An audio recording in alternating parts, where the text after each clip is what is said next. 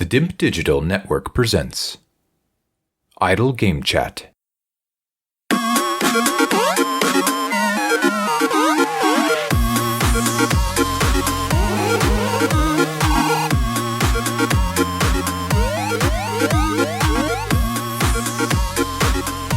Hello, Apps here from the DIMP Digital Network, and welcome to Idle Game Chat and another edition of Games on the Grill, where we're going to give our impressions of several video games that are out in the market that you can play right now.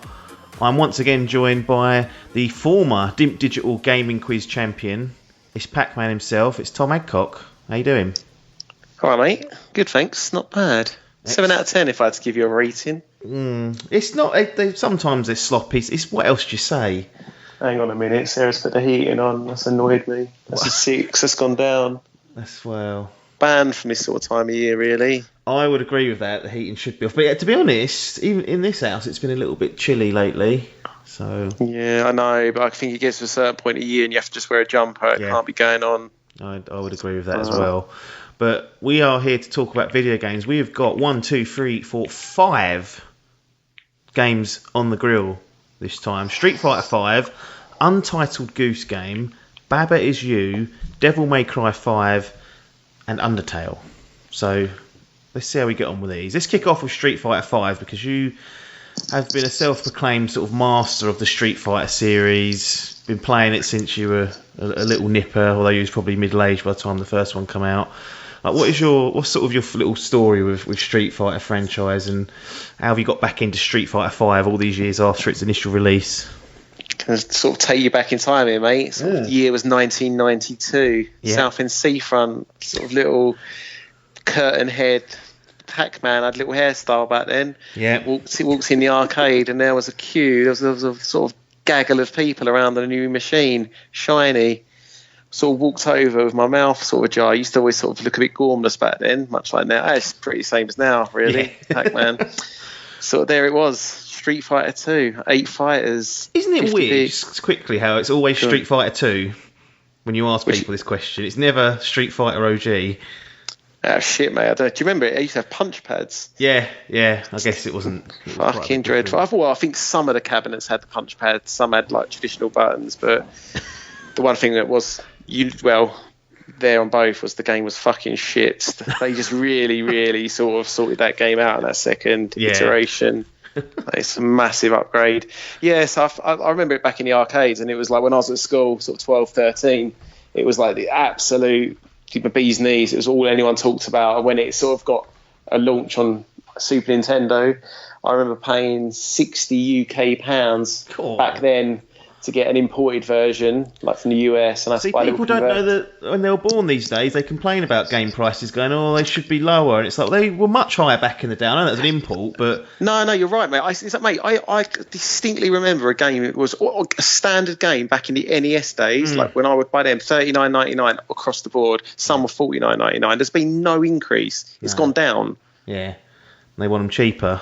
To be honest, I don't really understand it. I mean, I guess there is maybe a cap on these things, like with like how much entertainment you can get for them, but it is mental that they were that much then and they're the same price 35 years later. Yeah, craziness. Mental, mate. So I've kind of stuck with the series almost all the way through. I kind of dropped out around the sort of PlayStation 2 era when they were bringing out the Alpha. I don't know how familiar you are with these, but yeah, so like the Street Fighter Alpha games, I kind of missed those, and I missed Street Fighter 3 and jumped back on board on the 360 Street Fighter 4. Missed the mainline entry. Yeah, totally did, yeah. That was a bit of an obscure one. There was hardly any of the sort of go-to characters. They had a lot of new people in 3. I think it kind of alienated people a bit, but apparently it's really good. Was online properly integrated by Street Fighter 3 or not quite? We had like the big Xbox Live explosion. No, it would have been like, I think, PlayStation 2 era. So I guess some internet, but not like hardly anyone used it. Yeah, you wouldn't have been able to have a game of Street Fighter on it. I think they had some of the there was like dial up. I think there was a Resident Evil game actually. Funnily enough, like after we were talking about that on the last episode, one of those. Yeah, it was like a online game, but so no, it was nothing that could have run this basically. No. So Street Fighter 4 you got back involved with, and I remember you distinctly you actually had a little go at Street Fighter 4 trying to get in like the top 100,000, didn't you? You had like a little It's been one of my target in your head. lifelong dreams, Joe, to sort of break into. I don't really know what the number is that would make me happy, but I think sort of maybe top. I mean, I don't know what's really plausible, but in my head, sort of top 10,000 maybe. I don't know. Christ. Yeah, maybe top 1,000, 5,000. I don't know what's the. Yeah, I mean, it's probably nowhere near achievable. How close did you get on Street Fighter 4? I don't. To be honest, I can't. That was easily. I mean, there's only been 2 chances, Street Fighter 4 and 5. I done well on Street Fighter 4. I was pretty decent at that, but I can't honestly remember where I got. I remember when I was getting good, I was like, went on a win streak of like 7, and I quickly dashed to go to the toilet, and I was so excited with my like win streak, I kind of wet myself a little bit, and then I sort of put my knob away and realised there was quite a lot of. I'd literally wet myself, and I was like, right, so I need to stop doing this. This is what am I doing? This ages ago. I didn't think you'd ever want to bring that up on air, but that's. No, I don't mind. I just don't know what was wrong with me. I was like, why have I not shaken that off properly? Like, why didn't I just press like come out of the lobby? Didn't need. How much do I need to play? What was going on? Oh dear. Yeah, so that happened, and then I guess I don't know. I guess the console generation kind of died off, and then Street Fighter 5. Here we are. When did you get Street Fighter 5? A long time ago, mate, and it's one of those ones where I've got it. Well, I don't know if you remember the release they fucked the release on this. There's been like 4 updates, isn't there, or 2 or 3 updates where they've like added content, and they said they weren't going to do this, and then they ended up sort of releasing like there's been like a Champion Edition, an Arcade Edition. That's it. Yeah. I think they've done a couple of big sort of like No Man's Sky-esque huge updates, and the last one turned into like the Arcade Edition.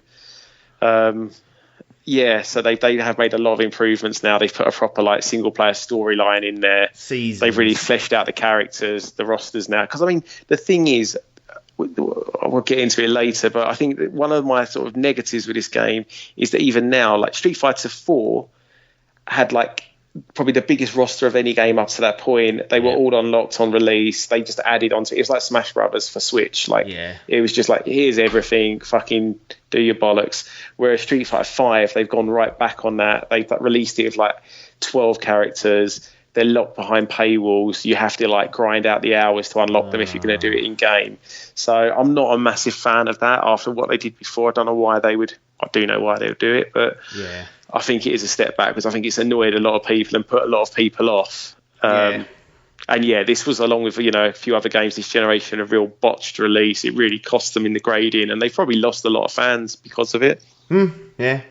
It wouldn't surprise me. So have you had to buy any of these sort of new updates since they've been coming out, or have you? No, the updates are free. It's just when I finally got around to playing it, I had to do a fucking big download. But other than that, fine. So everything was in. Like I did play a little bit of it when I first got it, but these games work a lot better if you've got one of these like high-end joysticks, or at least a sort of fighting pad, which I didn't have originally. I just had my PS4 standard pad. So I wasn't really enjoying the experience. And then when I thought, I'll give this a go, this was probably 4 months ago. I got back into it. And I thought, do you know what I'll do? I'll treat myself to one of these pads, and I'll give it a proper crack. So that's what I did. So how have you found Street Fighter 5 then? It's been a bit of an up and down journey with the release schedule and bits missing. Finally seems like it's in a state where it's at least feature complete, 4 years on. How have you found the experience of Street Fighter 5 in comparison to 4? Yeah, it's really good. I mean, it's kind of one of those things where they've perfected this game like several times now. So they're kind of just riffing off, different ideas of, 2D fighting perfection, really. So they've made some. I mean, the thing is, I guess without me going back and playing it and then really comparing the two side by side, the changes they've made are like negligible. They're not like, anything massive. I can't really remember exactly how it played and how it, this compares. I think it's a bit slower. Like you have to be a bit more methodical with your moves. There's, obviously some new characters in there, but most of those to me to play with are still locked. Like you really they really push you to. Oh, so they're still locked now, even though you've played a fair amount man. But you could pay to unlock them if you wanted. Yeah, you can pay to unlock. To be honest, I couldn't see how much you have to do, but you can't. It's expensive if you want them all. Obviously, you can buy them as singulars or packs. I have bought some, which is weird. See, it does get me though, because I would never ever normally pay for anything in game, like cosmetics. But I bought my little Ryu a little outfit, and yeah. So got like, you then. yeah, they did. They really got me £2.50 for that. But he does look good, so I'm like, right. Have you come across anyone else with the same outfit yet? And you're like, yeah. I think it's like sort of popular, sort of go to, but. So if I was to buy the Champion Edition now, I would get everything that you haven't got instantly because I've got the latest version. Is that correct, or would I still have to pay to unlock? No, I think you still have to unlock. So because like my version now, when I boot it up, is the like arcade, like the most recent version of the game, same as what you would get in a box if you bought that now from Amazon, as far as I know. Because you're not, and all the characters behind the paywall. Like there might be another 2 characters that are down for free, but you're probably still looking at a roster of like 16 when the full unlock is probably 40 characters. That's crazy because the game, like the online game, especially, like it kind of lives and dies with its roster diversity, and to have some of them locked away that people can, in theory, get, but need to do a hell of a lot of gameplay to unlock them, just seems counterintuitive. I think what they want to do is keep like the community really engaged. So like when you boot it up, it will tell you when the next, like they'll give you loads of dates when tournaments have been held and things, which is really good. So they want to keep you online in a regular basis, and they'll have like, double XP days. They'll have like all these different like events, and really it will literally spell out how you the fastest way to unlock people. But it'll be like, go into the training, do this story campaign, go online and fight 10 ranked battles. Like it's a bunch of things, and it's like every day that would change.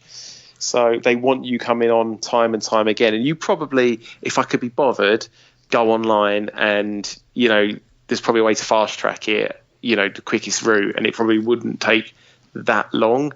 But I, had a look a couple of times when I was playing. I've been putting in I've probably put in about 70 hours on this in the end. Yeah. And I didn't really have enough like XP to unlock anything. A couple of cosmetic things, maybe like one character. And I was like, fucking hell. And that's, admittedly all I'm doing is having ranked match after ranked match. But you just expect that sort of time put in. You'd be there and, unlocking left and right. But no, it's just not there. No. Have they done anything? Have they made any like major gameplay changes to like any specials or things like that you can remember from Street Fighter 4? Or is it pretty much the same DNA with, upgraded and balancing for characters and added a few new characters? Yeah, I mean, it's easy for me to say. Like, I mean, even though I've played the series a lot, like I said, it's been like probably, I don't know when was Street Fighter 4 Xbox 360 days? Probably 2011, 12. It's been probably the best part of 8 to 10 years since I've played it, so I'm probably not best placed to say, but it's definitely, like I said, slower. Obviously all the characters have got new moves, but I mean, if you're used to playing with Zangief plays the same way. Most of his core moves are still there, obviously 1 or 2 added. The balancing is a bit different and tweaked and whatever, but everyone, if you like a character, they're there, and it's pretty much by this point, if it ain't broke, don't fix it kind of thing. And it's all the same fucking knobs online playing it who fucking bad mouth you. Honestly. You've got chat going then when you play it. Yeah, they always text me going, "You're fuck you and your mum," and you're like, right. It's like, I haven't seen that in ages, mate. Like, because obviously when people first went online back in like the PlayStation 3 and Xbox 360 days, you'd get a lot of those cunts around, and and I don't really deal with that anymore. I don't really play much online. So to go back to this and be like, Jesus, these people are still knocking about. Yeah. I remember that was the same when I used to play EA Sports UFC. You'd get the odd person that would be like, fuck you. And you're like, well, you did beat me, but come on. Come on. I said, well, Street Fighter 5, it has had a rocky launch. And it's been out for 4 years now already. Yeah, it's unbelievable, mate. But to be fair, the problem is, I feel like the threshold, coming in, from having not had a relationship with the series, is probably going to be too daunting. Even though you can pick it up pretty quick. I mean, it's easy for me to say that, so I don't really know. Maybe we should give it a go and see how you crack on. Get a hit on you, but well, I don't know. Sometimes you can get lucky. Sometimes an amateur will stitch up a professional. But yeah, I mean, anything. I tried logging into that Warzone thing, that Call of Duty thing, and I played it a couple of rounds. I was like, fuck this, like I've been out of this way too long. I'm shit. So I imagine it's a bit like that in a fighter. Yeah. But when I jumped on, I picked it up pretty quick, and I think you start rank maybe like 500,000. I think somewhere around that way. And after like a month, I think I got myself into the top 30,000, maybe. I think I was hovering around 20 to 30,000, somewhere around there. And I got to a cap where I needed to relearn. I think I told you a couple of times, like that. I've got like 3 kind of go-to tactics. If they don't work, I'm sort of out of ideas, and I really needed to go back to the drawing board really and actually learn how to do this sort of higher level, which to be honest, it's one of those games I love putting it on, like, before bed, having like 5 fights. Yeah. And then going to bed. But it's addictive, man. Like, if you win a few, you want to keep winning. Then you lose, you're like, right, I can't go to bed on a loss. Yeah. So sort of boot it up again and go in again. But I mean, there's not really much. I mean, I love these games. I really do. And it's just nice to have it back and have it in a fit state where it's playable. Yeah. It looks brilliant. It plays great. I'm a Ryu or Zangief. They're my characters. So they're both unlocked. So I'm happy. Yeah. You've got a ton of stages. You've got loads of things to unlock if you can be bothered. You've got story mode. You've got ranked matches. You've got little mini tournaments. You've got like national tournaments you can enter. They have made this now like brilliant experience. It's just, why did we have to wait 2.5, 3 years to make that? Like how they've botched this so much. It should be straightforward, a fighting game. Like out of all the different types of games that are out there, a fighting game. Once you've got because I imagine the game's played well, it's just they just haven't had the content there. No, exactly that, mate. Yeah, I think like Smash is the way forward. I know that's not like a traditional fighting game as such, but what they've done the last couple of times, here's pretty much everything, and all we're going to do is tweak things and add more characters, like exactly what you want. But the game's all there. Your single player, there's your multiplayer. You're good to go. That's the way to do this, and there's no excuse really. I mean, Capcom. This is probably this must be their biggest franchise, like. Overall, I would have thought, or I don't know, but up there, isn't it? It's got to be in it, and they're not shy of a penny or two. Like, you've got to be getting this right, really. Yeah, that is annoying. Have you ever been tempted by playing another fighting game, like a Tekken or Injustice has come along lately? Yeah, there's some ones. Yeah, even the Mortal Kombat's look good, didn't they? Again, Not. Do you know what? I've been tempted. I've just never actually bit the bullet and done it. Like even these is it like the Cross Alliance ones? I mean, it's a bit cheap. It's like Street Fighter versus whatever it is. I think it's Marvel now, or I forget, or whatever they're doing nowadays. Like, they always look pretty good, and it's a bit more watered down. And back in the day, I definitely did dabble with a bunch of the other ones. Mortal Kombat, Killer Instinct. I think there was a Turtles Tournament Fighters or something, and they were all right. They just weren't ever. You have your baby, and that's the one you like. I mean. I'm not going to. Anyone who tells me one of the others is better wouldn't argue with it, but this is just my go-to. And yeah, exactly. Got that main boy there. So I'm going to read off a little description. So I was thinking, what if I wanted to get Street Fighter 5? So I've got Street Fighter 5 Champion Edition, $24.99, 25 UK pounds, basically. Description: since its release in 2016, Street Fighter V has seen a wide variety of new characters, costumes, stages and other add-on content released. Now you can own the entire collection with Street Fighter V Champion Edition. This edition includes Street Fighter V and all 2,000 plus pieces of add-on content released for the game. All 24 currently available additional characters up to Season 4 are also included in the kit, which in addition to the original roster of 16 brings a total whopping of 40 characters. This is the ultimate way to enjoy Street Fighter 5. Right, so that's annoyed me, if I'm honest. That's why I read it out. Really fucking twisting the knife. And go, I'll have the roster, thank you. Next. And you'll be sitting there going, right... That's surely there's got to be something that I can download or add on maybe then that I just haven't realised. Like, to be honest, like I said, it doesn't bother me because the characters I would play as are there waiting. Yeah, I'd have a little mess around, but I'm happy. Yeah. But if that's the case, that is a real kick in the balls from Capcom, if I'm honest. I've been bigging them up the last 2 podcasts, and now that's what I'm getting in return, is it? Well, you can't be trusted, these Capcoms. They really can't.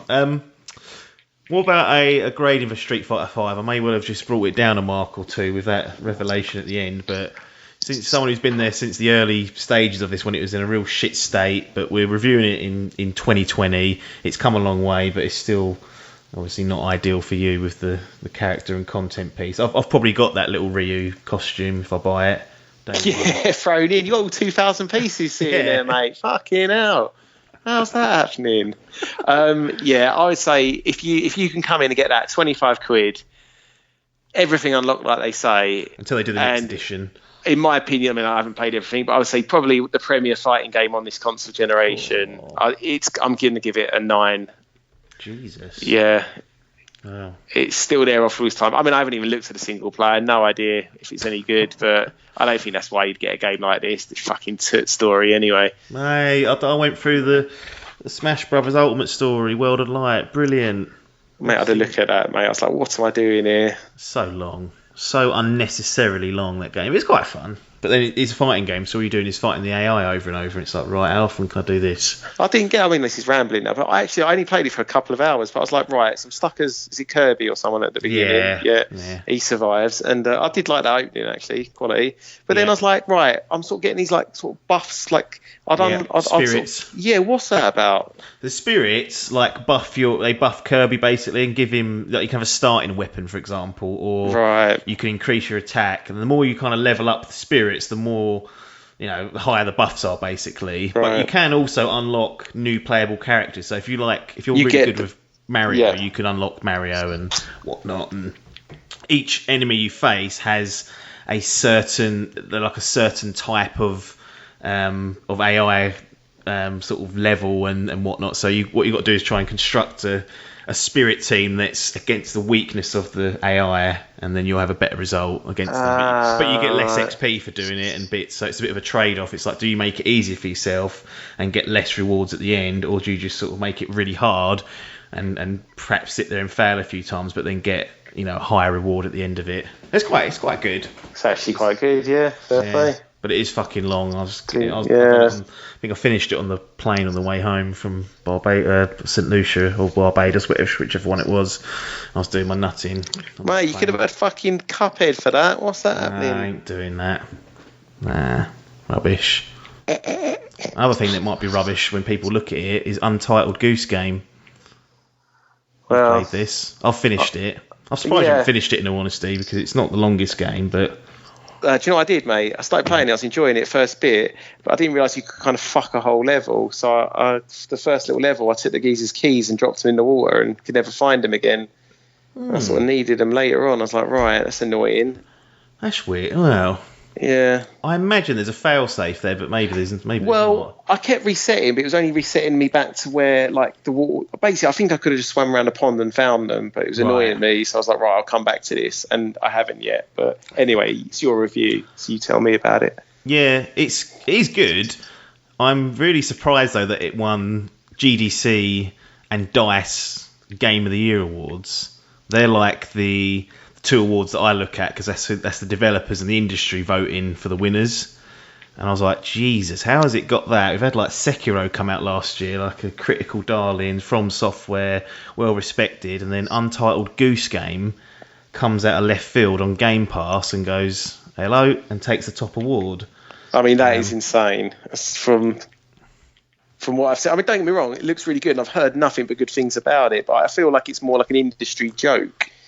Like a sort of like, not, you know what I mean? Like, they're all like, have you heard of this game? Oh, it's actually pretty good. It's funny. Look at the goose, like, pissing off the farmer. Yeah.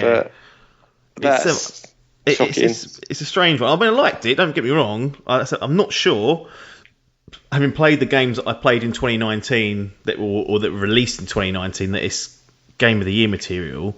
But it is charming. It's short. And as I guess what people would say, there's a lot of character in it. Well, it's funny as well. There is actually like just playing as a fucking goose, like pissing off this idyllic little English village. Little Wake village, sort of it is Wakering, Fucking hell.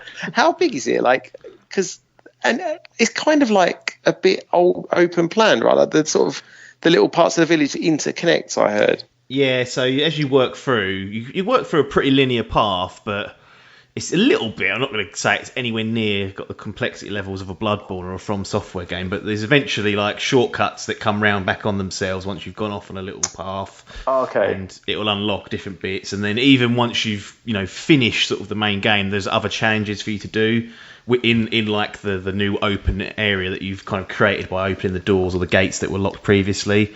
So there's stuff to kind of go back to. It's just nice and relaxing to play. Quite funny and fun to experiment with because you don't really know how people are going to react to the goose when you do certain things to it, and you obviously get like a list of tasks that you have to do, like open the gate or figure out a way to open the gate, all this stuff, and it's just experimenting with the surroundings and whatnot. And I did really enjoy it. It's a great little game and didn't outstay its welcome. Yeah, how long did it take to get through it? I'd say about 5 hours tops. Oh, right, yeah. I did it in 2 sessions, and then I was back to it. Like I said, I haven't done any of the added value bits. Sort of at the end, it's like sort of the more advanced tasks. This is sort of the ideal game for that Game Pass, really, isn't it? Yeah. Because I reckon it's a bit of a premium price because of, I don't know how much you pay for it, like on the open market, but I'm guessing it'll be about 20 quid. Let's have a little look. We can find out what I'm the going UK to say £17.99 if I was a guessing man. It is £17.99. There you go, 17, which is fine, I would say. Of what I saw of it. It was £13.49 until October the 4th. So if you were buying it in that early part of the release, why are they still showing you that though? Rubbing it in again. What is wrong with these companies? Wow, can't help you there, but yeah. Yeah, I don't know what that's Metro for. They leave stuff like on there just to show that it was cheaper, I guess. But no, it was. It's like a stealth puzzle game, really, isn't it? When you break it down, you're this little goose that runs around and wreaks havoc on the little weight critters. People love it. That's it. Yeah. So you can like basically pick things up with your little beak. You can honk at people. That's it. Does it do much to honk? I didn't really have it. You can there's like some people that don't are sort of scared of the goose, so you can like almost like box them into a corner or box them into a certain item or shed or whatever, and then give you the heads up and give you a little bit of a starting place on them. So yeah, you can pick things up, honk. You can like flap your wings, and I think the only thing that I got majorly sort of not majorly annoyed, but the thing that when I was playing it made it more difficult than I felt it should was the camera was a little bit funky sometimes, and it is just like a sort of isometrical camera, but you can't always tell where you are in comparison to like some of the objects. Sometimes I bumped into things and I was like, I thought I'd cleared that. Right. But torturing these little AI characters, like nicking the bloke's radio and running off and then dropping it in the water, just pissing him off. It's fun just to do things like that and try and piss these prats off. They've probably been slaughtering the goose, so they deserve it in my view. It's a sort of story I've made up in my head. Mate, he's terrorising that village. They're just trying to go about their lives. Fucking they're horrible. Mean-spirited goose coming around ruining their lives. But yeah, I mean, like I said, I'm definitely going to go back and finish it, especially now I know it's only that length of time. That's perfect for me. But yeah, all right. So anything else to say, or do you want to give it a grading? No, I'll grade it. I'll give it a solid 8 out of 10, I think. Nice. Yeah, feels about right. I'm up for that sort of level. Nice little number that was, and an enjoyable experience. If you've not played it and you've got Game Pass, like just get it and play it. It's worthwhile just playing through, or at least trying it, see if you connect with it. But that's it. Untitled Goose Game doesn't quite get the Game of the Year awards that it's been getting, but still decent, worth a playthrough. Baba Is You.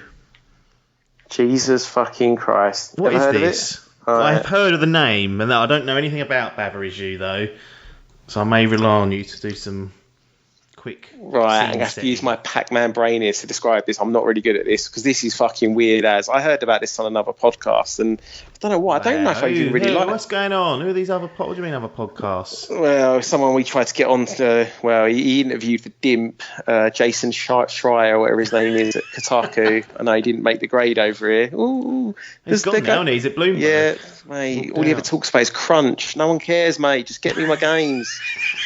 Football industry struggling, is it? They're all home now. Exactly. Literally like creaming it with that. Yeah, go and write your little articles, mate. Anyway, yeah, I was listening to their podcast and they were raving about this game. And to be honest, I don't know how much I like puzzle games, so not sure why I went for it. But it's on Switch. I don't know if it's on anything else. It might be on PC, but it's one of those games that's perfect for Switch.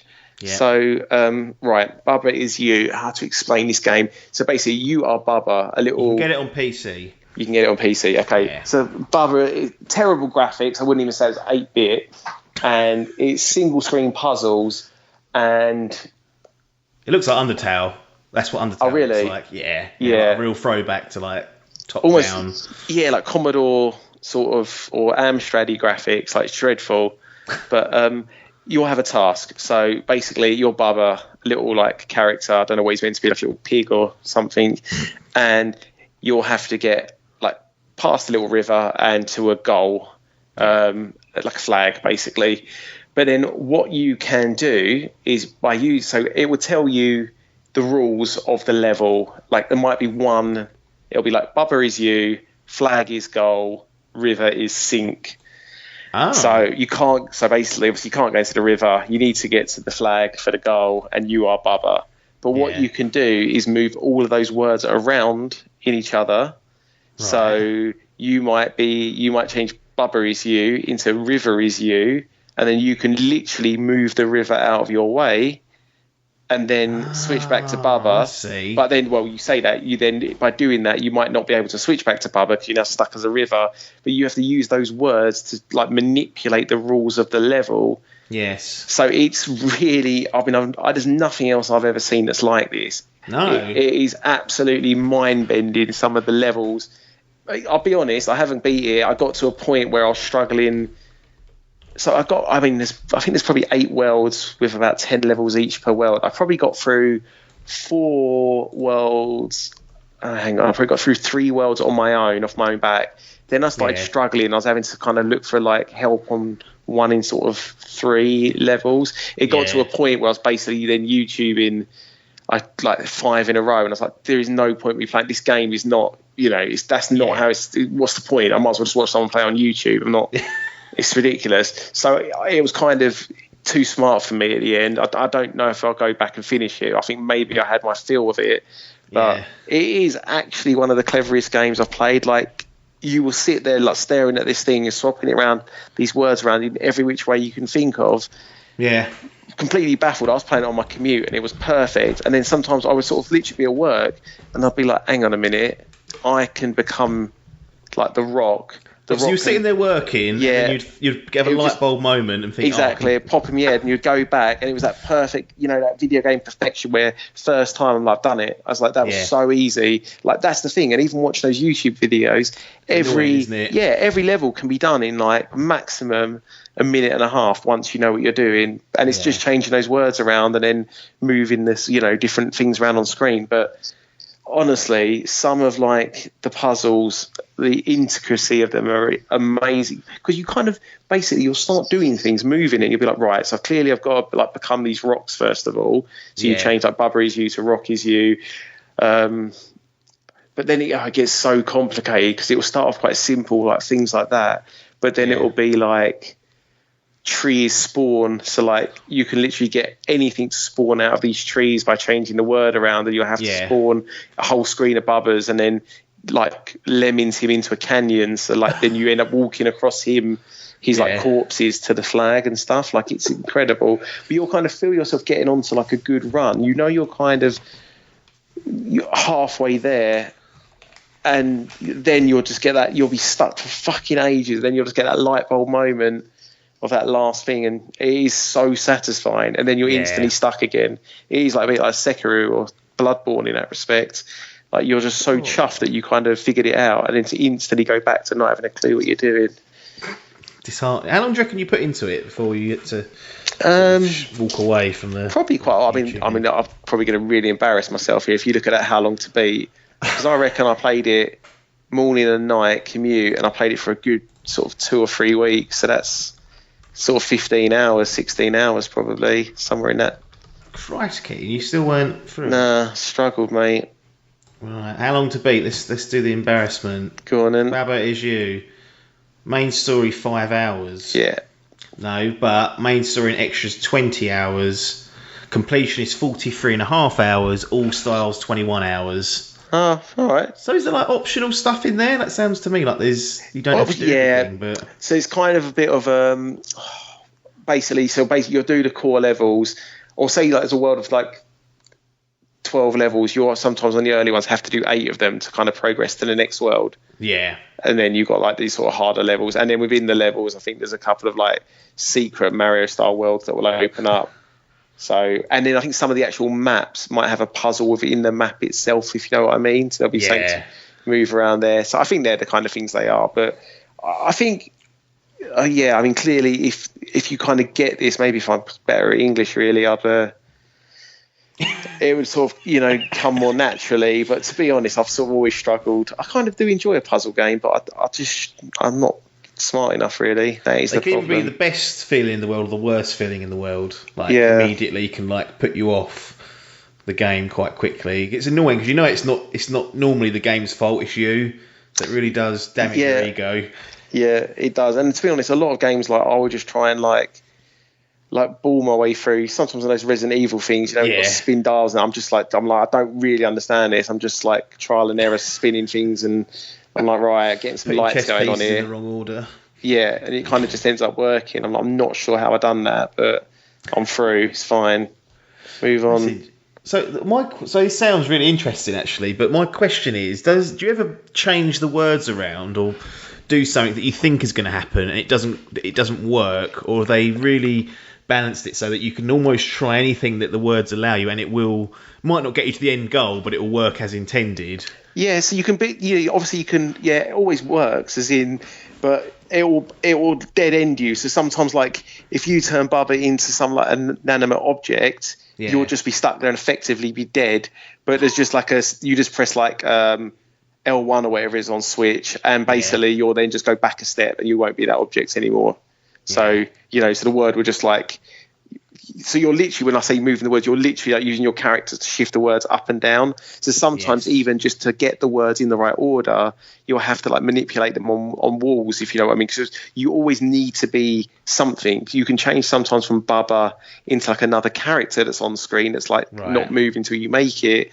But then if you change that character into something that doesn't move, like a tree, then you're stuck. You've kind of killed it. Unless it's the very last move, you're then stuck. So you can pretty much do everything you could think of, but it's just, a lot of the time you will be wrong. But they make undoing, you can literally just keep pressing the same button and you'll undo, you'll literally reverse every step you've made all the way back to your very first step, and it's really quick. So that's good that you can just go one step at a time also, and you haven't got to do the whole pattern again, because that's annoying when you restart from again. You're like, what order did I do that in? No, exactly. So that's what I mean. So when you kind of know you've got half the level right and then you're going wrong, they make it really easy just to go back to that point where you were wrong, basically.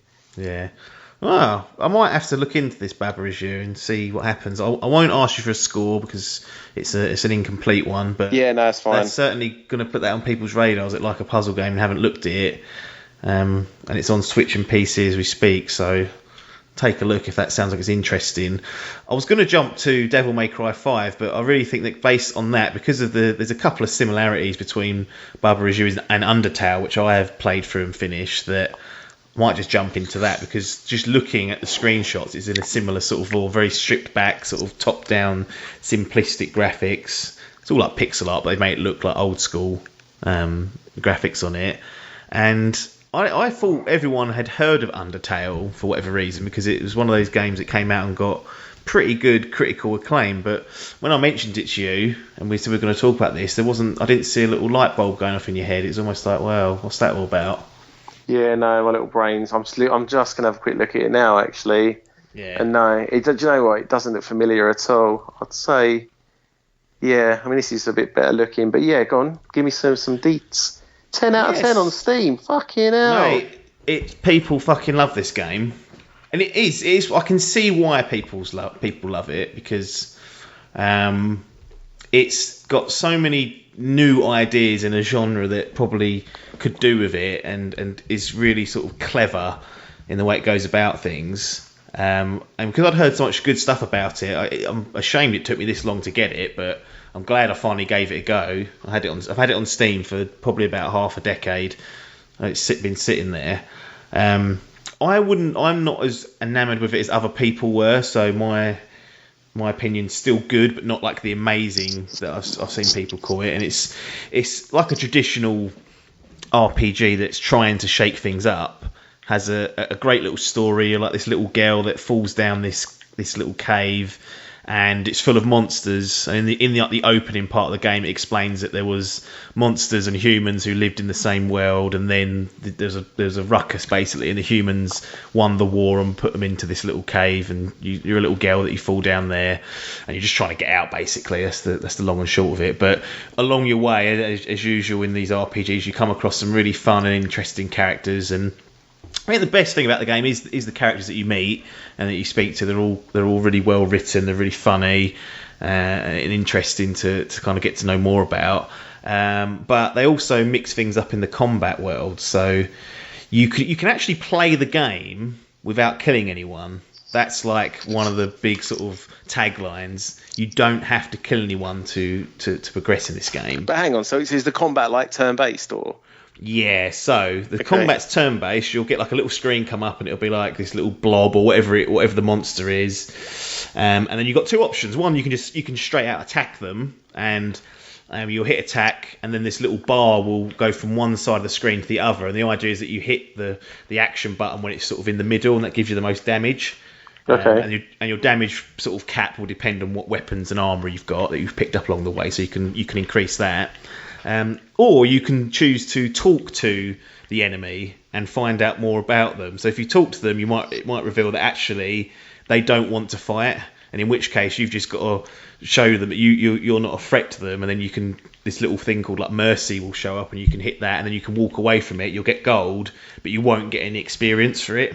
Right. So you're rewarded with money rather than buffing up your character. So if you make the decision to try and like not kill anything, you kind of have to stick to it, because you can't really do half and half, because if you start killing things, your level won't be really high enough to take on some of the bigger enemies in a straight fight. Right.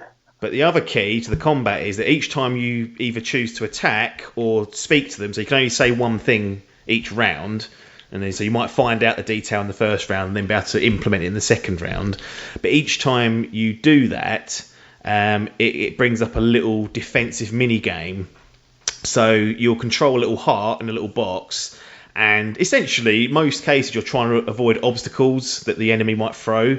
So it depends who you're talking to. The obstacles will be in different. In some cases, there'll be just like little boxes and little sprites that pop up that are quite easy to avoid. If you do get hit by the object, you take damage. That's how you take damage in the game.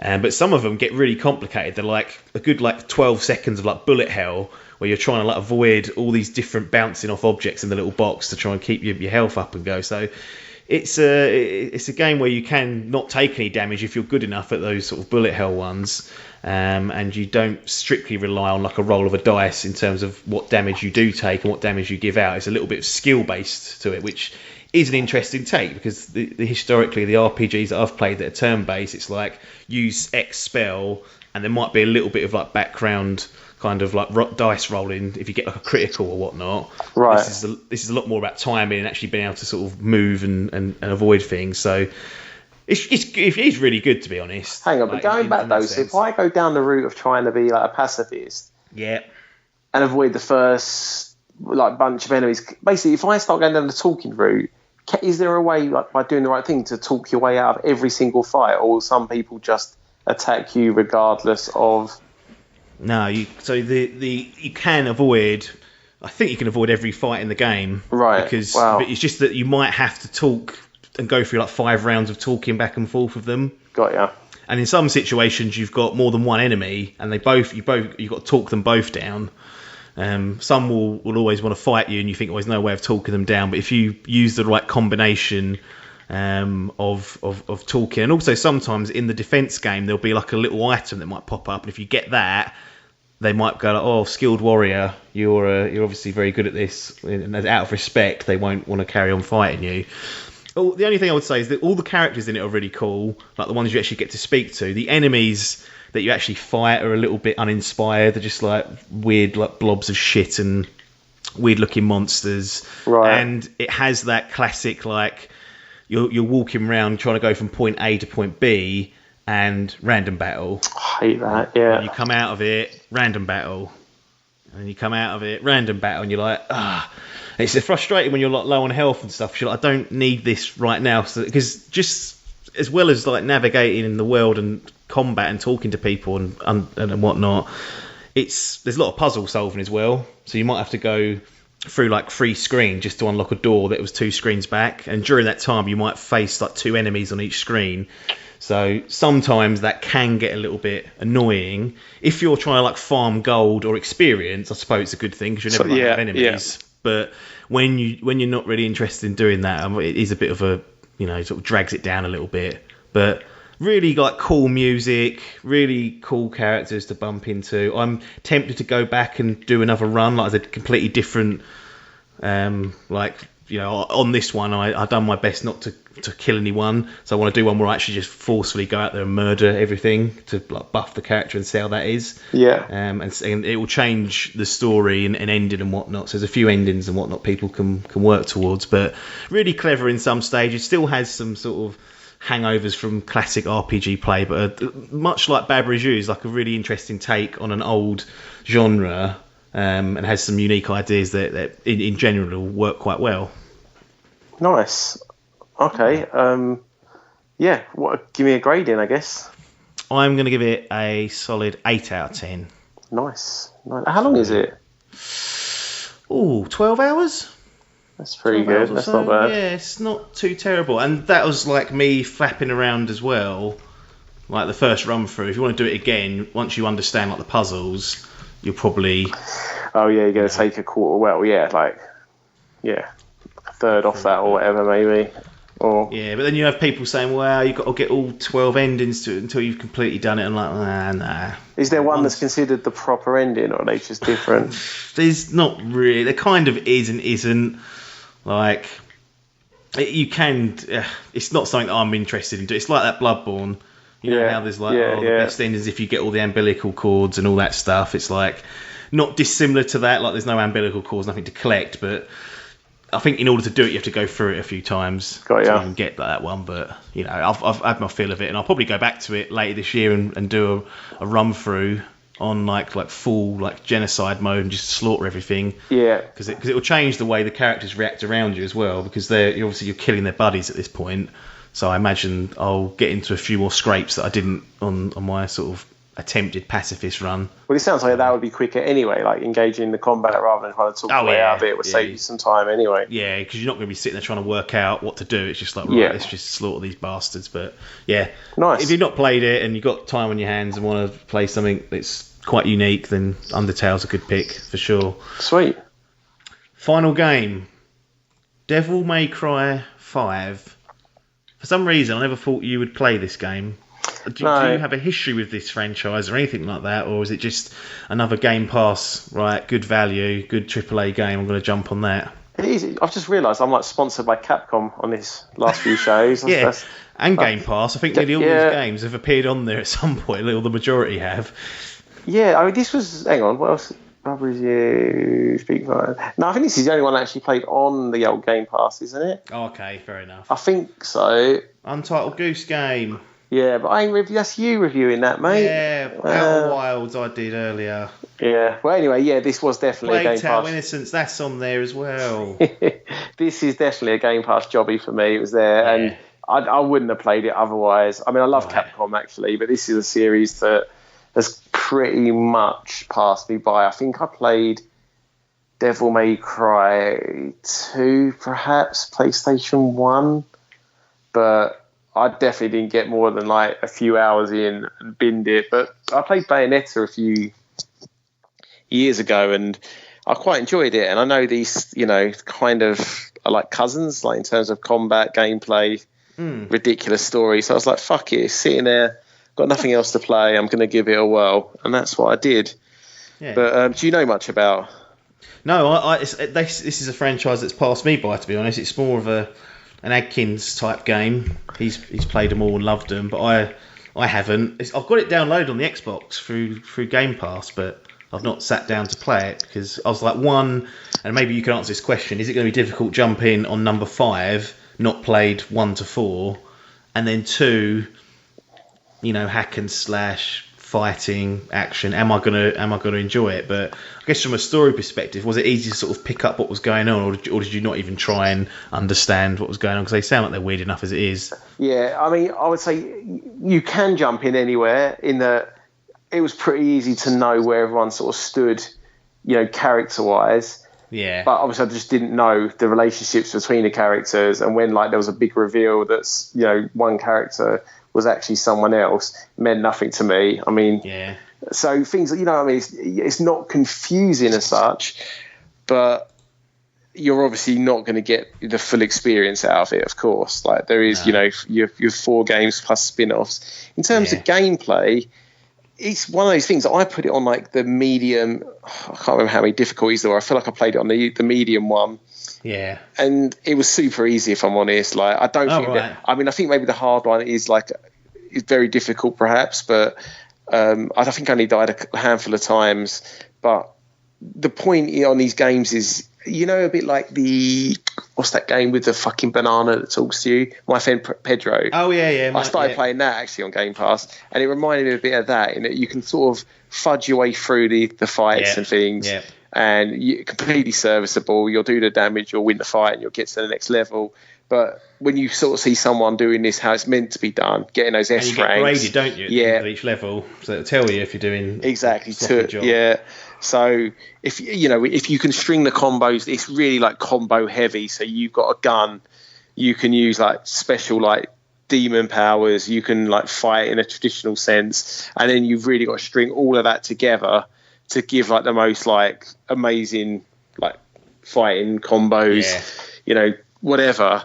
And that's really what the game's designed around. Like it's that replayability is trying to clear the levels in the the best possible way the game wants you to do, and that's what your real goal is. So I just went in there as a casual and just fucked around and got through it, and that was fine for me, especially because it was Game Pass, and totally enjoyed it. It's so over the top. It's every fucking character is like pretty and tattooed up, and talk a load of bollocks and still like literally chewing through the scenery and whatnot. The little cut scenes it's all in that RE engine, so it looks fucking brilliant. And they're so good, that engine. And mate, they're like fucking picking up motorbikes and throwing them at each other and ducking underneath buildings like with an inch to go, and all that kind of crazy Japanese bollocks. But it's super fun. It doesn't take itself seriously at all. The storyline is all over the place. I mean, basically the hell's kind of, or a demon is trying to take over the earth, and you're then fighting it. But I think you're like demon hunters essentially. I think this is like their job. Adkins would have to confirm these facts, but you've got a choice. So basically the levels, I'll give you a little bit of structure. So you play as one of 3 characters. Sometimes the computer forces you to choose a character, sometimes you get a choice. So you've got that replayability as well. There's also a weird like online mechanic where you play through a level, you'll see the other character in your party, and then you'll split, and then basically that is somebody else online playing, and there'll be like bits in the level where you will see them like below you or above you or next to you also fighting, and then you get to grade each other. Are they actually like helping you? You just see like they're Spectre or that they're Phantom? So like no, it's like say you're on 2 different buildings. So I'll be on building A, and then over on building B. Like as I'm fighting, I can see them fighting a load more demons. So you're not really helping at all. No, it's just they've just put 2 unique players together on that same part of the game. It's really clever actually, and a nice little twist. I don't think you can't do it multiplayer or anything. It's literally just as far as I know, like randoms, like. Just it's kind of a fun little thing.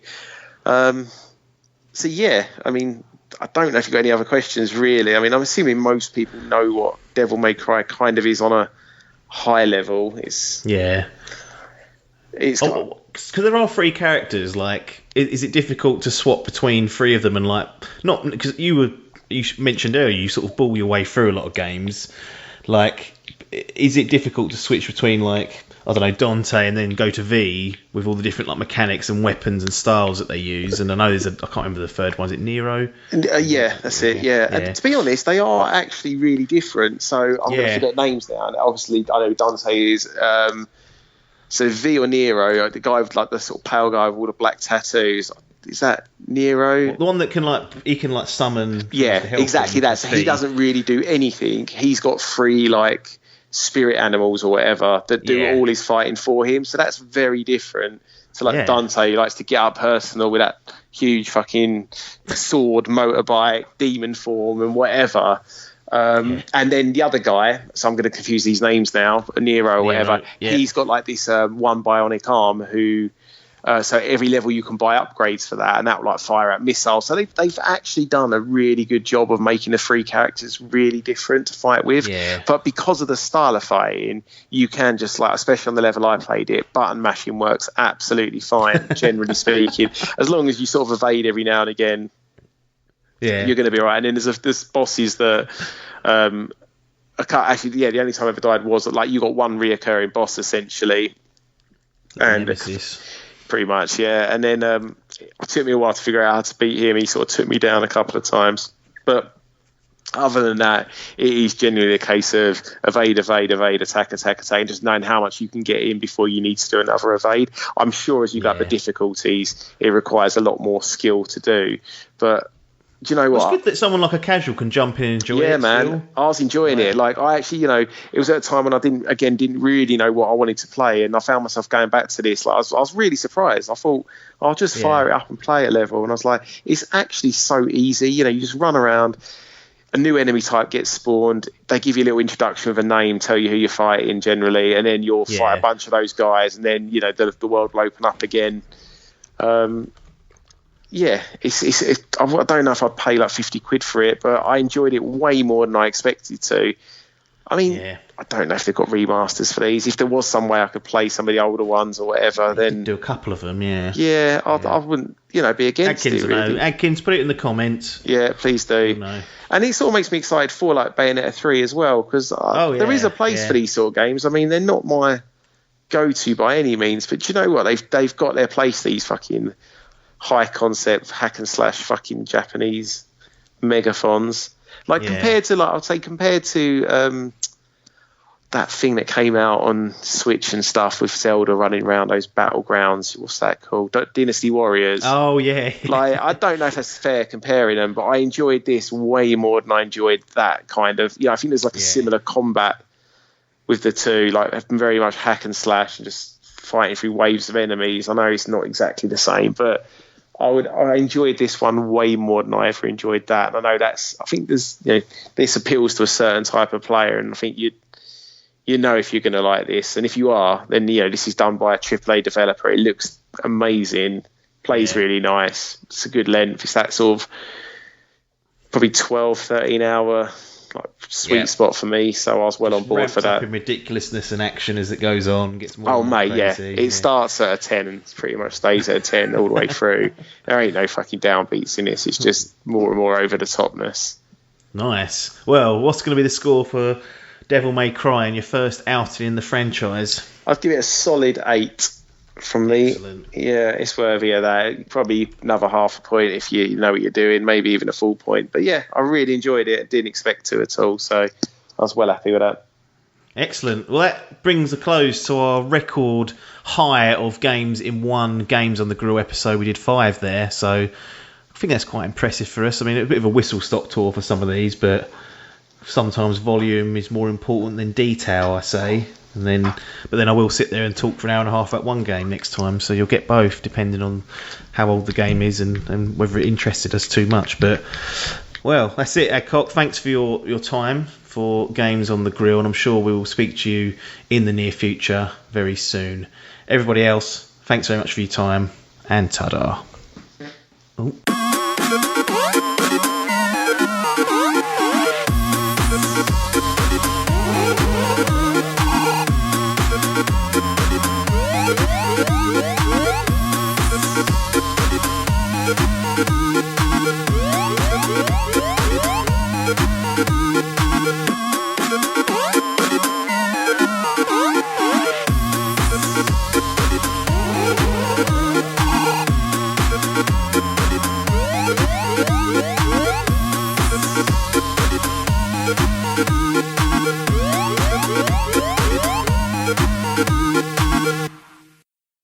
This was a DIMP Digital production.